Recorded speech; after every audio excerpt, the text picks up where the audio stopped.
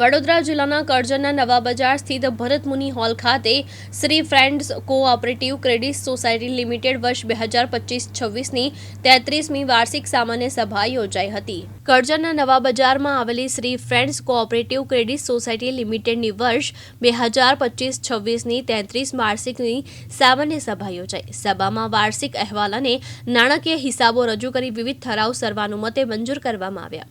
આ પ્રસંગે 80 વર્ષથી વધુ વયના સિનિયર સિટીઝન સભાસદોનું સન્માન કરવામાં આવ્યું। કાર્યક્રમમાં મોટી સંખ્યામાં સભાસદો, સંચાલક મંડળ અને સ્ટાફ હાજર રહ્યા હતા। વાર્ષિક સભાનું આયોજન કરાયું હતું। આમાં તમારે 80 વર્ષની ઉપરના ઉંમરલાયક હોય એમનું સન્માન કરવામાં આવ્યું છે। એ બાબતે શું કહેવું?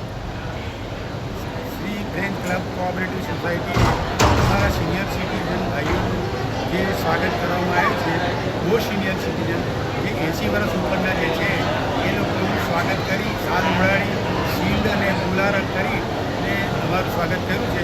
અમે એ સંસ્થાનો ખૂબ વફાદાર છે, પહેલેથી જ અમે એ સંસ્થા જોડે જોડાયેલા છે। હું પોતે શિક્ષક છું, મારી જોડે બધા કર્મચારીઓ એ છે, દરેકને પોતાનો આ જે કાર્યક્રમ રાખ્યો છે એમાં અમને બધાને સંતોષ છે। ફરી પાછા જો અમને બોલાવવામાં આવે, ઉંમર બાદ ના આવે તો અમે પણ ફરી વાર એ લોકોને એ કરવા માટે આવીશું। એવી બીજું લોકો કહી શકું એમ છે નહીં, પણ આ વખતે હું એવું કહું છું, દરેકને સૂચન કરું, શિક્ષક રીતે છું, દરેકે પોતાના છોકરાઓને મોબાઈલથી દૂર રાખે અને પોતાનું પ્રગતિ સાધે એવું મારી દરેકને સૂચન છે। સોસાયટીની જે સાધારણ સભા યોજાય એ વાર્ષિક એ બાબતે તારીખ 12/7/2026ના રોજ શ્રી ફ્રેન્ડ્સ કોઓપરેટિવ ક્રેડિટ સોસાયટીની સભાનું આયોજન નવા બજાર ભરત મુનિ હોલ ખાતે રાખવામાં આવેલ હતું। તેમાં 500થી 550 જેટલા સભાસદો હાજર રહ્યા। તેમાં મેનેજરશ્રીએ 12 મહિનાનું આવક જાવકનો હિસાબ, સર્વેયું તથા આવકનો હિસાબ તથા સર્વેયું તથા બધું રજૂ કરી સર્વાનુમતે મંજૂર કરેલ છે।